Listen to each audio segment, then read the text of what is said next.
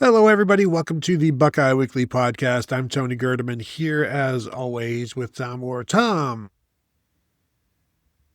how's it going? Tony, this is going to be one of our greatest shows all year because we are talking about the most popular player on every single football team in the world, the backup quarterback. The backup quarterback. In fact, yes, we are talking about Tavien St. Clair, Ohio State rising redshirt freshman quarterback in 2026, who will now move from the scout team to the second team. And when you are the second team or when you are the backup quarterback, as coaches will tell you, Tom, I don't know if you know this, you're just one play away. And so you have to prepare like you are going to be the starter every single way. And so what are the expectations for Tavien St. Clair this year, this coming year? And I wrote about him recently on his time as the scout team quarterback and what goes on there. And I was like, you talk to him at the Cotton Ball. I was like, is it difficult for you? He's like, well, they give us a card before each play. It tells us what we're supposed to do and do what the offensive line is going to do. And then, you expect, you look at it and you know what to expect, but then you're playing the Ohio State defense.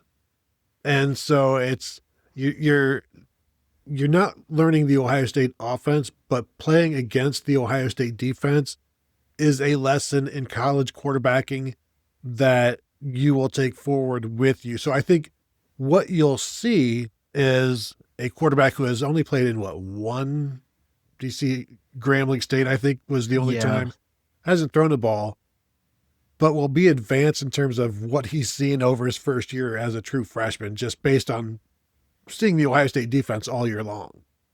Well, you always hear from guys after their first season or sort of late in their first season that, boy, the game is slowing down a little bit, where you come in and your first spring, everything is just going a million miles an hour and your head is spinning and you don't know what's going on.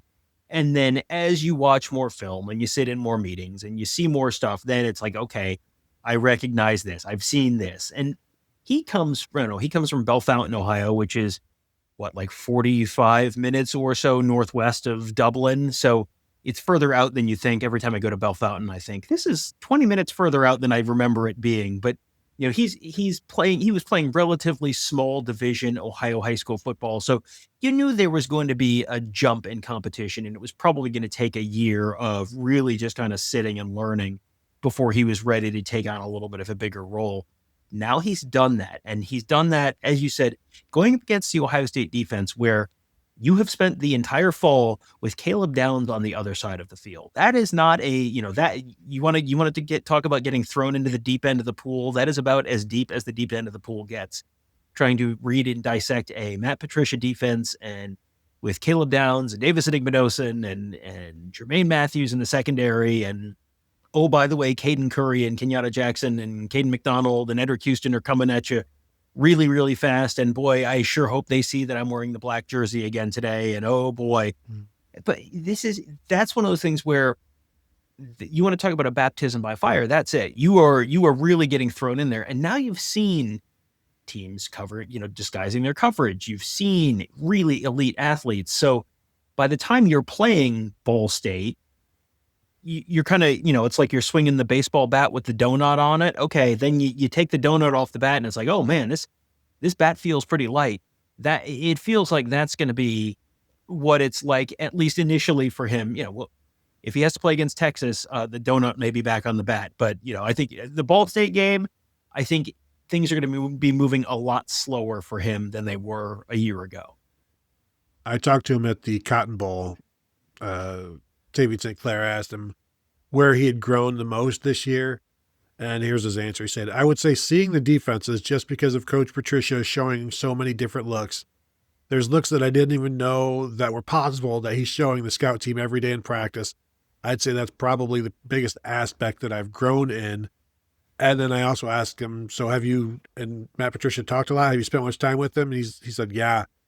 Coach Patricia's really good, spends time with his players, sits down, talks with everybody. He's real personal. He's really he's a relationship building kind of guy. We all like Coach Patricia. So like these two guys would sit and talk, and And then I talked to Matt Patricia about it. He's like, I always talk to the quarterbacks. I love Tavien. There'll be times on the scout team where he gives us a really good look, and I'll let him know, great job, great read. Because he wants, on one, he wants to get the quarterbacks better. On two, he's like, what did you see from my defense? Why were you able to do this? He wants to make his defense better by getting feedback from the quarterback. And so you've got Tavien St. Clair, talking high-level quarterback play with Ryan Day and Billy Fessler, and then also getting it from Matt Patricia as well. So he's pretty prepared, at least as far as a second-year guy going into to start. Now, I don't know if he's as prepared as Julian Sayin was as a redshirt freshman, because look what he did. But Julian Sayin also played a higher level of high school football. I think we would all agree with that. This year, as a backup quarterback for Tavien St. Clair, what is the expectation in terms of how much you want to get him involved? You have to get him involved. I think you need to get him involved against Ball State so that his first snap wouldn't necessarily be first meaningful snap, first throw isn't against Texas, fourth quarter or something like that. So you've got to get him involved early. But Tom, I also think you have to get him involved a lot so that you know what you have in 2027. And so that you know that he is or isn't the guy in 2027. Right, because I think the assumption is that Julian Sayin is going to be off to the NFL after the 2026 season. And so then if he is, then that, Justin Martin, they're bringing into the transfer portal. I think it's safe to say probably not going to be the 2027 starter. Luke Fahey, who is coming in as a true freshman this year, he's going to be probably largely in the same spot that Tavien St. Clair is right now. And I'm guessing Tavien St. Clair is probably not ready to be the starter day one this year. So it really is a little bit Tavien St. Clair or the portal for 2027. And you do have to know that. And I think all of that points to, you want to get him as involved as you reasonably can without throwing him into something he's not ready for as early as you can in the season. And yeah, I think you're going to see him against Ball State. I wonder if you're going to see him, does he get a drive in the first half just to work with the ones, just in case you don't know what you've got in, working with the ones in game reps, because you can't simulate that in practice. As much as you can try, you can't simulate that in practice. And if they're up 24-3 in the second quarter against Ball State, I'd throw him in there for a drive, get him a drive and see. Now, the other way that could go is we saw the Lincoln Kienholz package for Ohio State, and we have seen what Ohio State is missing by not having a running quarterback in Julian Sayin. And, he can run, but he's not someone that we have thus far seen have 8 carries a game, 10 carries a game. So, can you sort of replace some of what Will Howard brought to the Ohio State offense in 2024 with a little bit of Tavien St. Clair here and there, with the understanding that, yeah, he's also, this is not a run-only guy. This is someone who is a legitimate can run, can throw kind of guy, who is also much bigger physically than Julian Sayin is. He is a legitimate, 6'4", so I think he's listed at 6'5", something like that, but a legitimate 6'4", 6'5". So maybe, and with another year in the strength and conditioning program, probably a little bit more ready physically to handle some of the beating that would come from running the ball in these games. So I feel like you should see a decent amount of him, because you know what you're going to need out of him this year potentially, and you definitely know what you're going to need from him in 2027. So you got to kind of see it, and it feels like it might be advantageous situationally to throw him in there as well, just to sort of have that quarterback run game without having to ask Julian Sayin to do something he doesn't necessarily, that isn't necessarily his best game. Yeah, 6'4", 230 is what he's listed at right now. Could certainly involve himself in some of those things. He was 0 for 2 passing this year. Both attempts came against Grambling State. Just looking at what past backup quarterbacks have done, what the second team quarterbacks have done this under Ryan Day. Last year, Lincoln Kienholz, 14 pass attempts. In 2024, you had Devin Brown with 20 pass attempts. Julian Sayin had 12 as the third string guy. In 2023, Devin Brown had 28, but he was also still competing a little bit for that spot. You had Lincoln Kienholz with 22 that year, but most of those came in the Cotton Bowl. 2022, Kyle McCord with just 20 attempts, and that was after a year where he had started a game in 2021. He had 38 attempts in 2021. Nobody had any backup quarterback attempts in 2020, amazingly. And then you got to go back all the way to 2019, where Chris Juganoff came in, played in 10 games, was 26 of 43, 286 yards, 6 touchdowns. Like he was Kenny Guyton for of the Ryan Day era, basically. And I feel like that's maybe what I know that's maybe what I would like to see this coming year from Tavien St. Clair. Have the most throws of any backup quarterback since Chris Juganoff, because again, you need to know what you've got there, but that's so not what Ryan Day has become. That's what Ryan Day was when they were scoring 45, 50 points a game. Now that they're 35 with four or five fewer possessions, it is admittedly tougher to get those backup quarterbacks in there.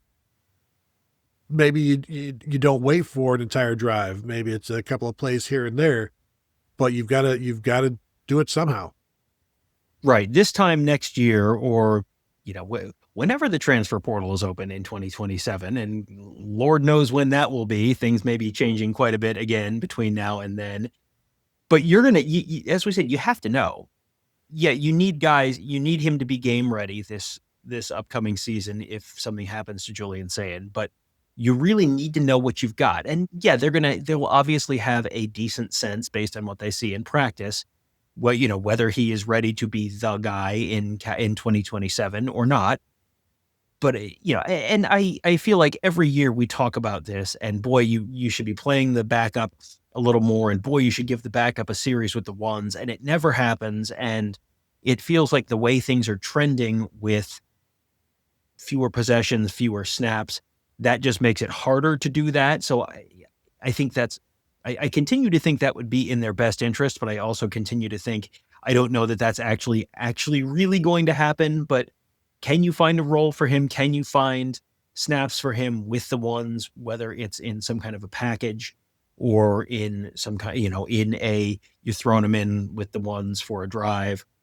I think that would be beneficial, but how many quarterback goal line run type packages? There was the Tate Martell package, and then there was the Devin Brown package, and then there was the Lincoln Kienholz package, and it never quite materializes the way you think it might, and it never is quite as big of a portion of the offense as you'd think. But maybe Tony, we always do the year of the tight end. Maybe this is the year of the backup quarterback package. Who's to say?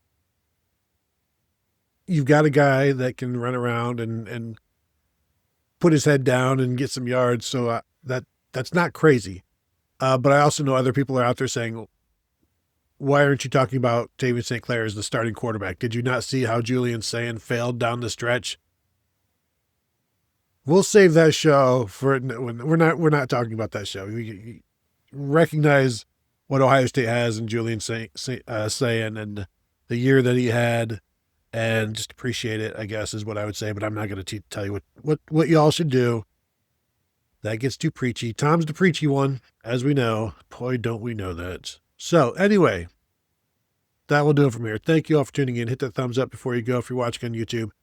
And any kind of a 5-star rating and review you want to give us, anywhere from 5 to 5 stars, always appreciated. And you can continue to find us at BuckeyeHuddle.com. I would also tell you if you have not yet subscribed to Buckeyes Tomorrow Morning, Tom's podcast, please do so. If you're not yet subscribed to our podcast, please do so. And just subscribe, and tell your friends about it as well. That will do it from here. Thank you all for tuning in, and we'll talk to you all later.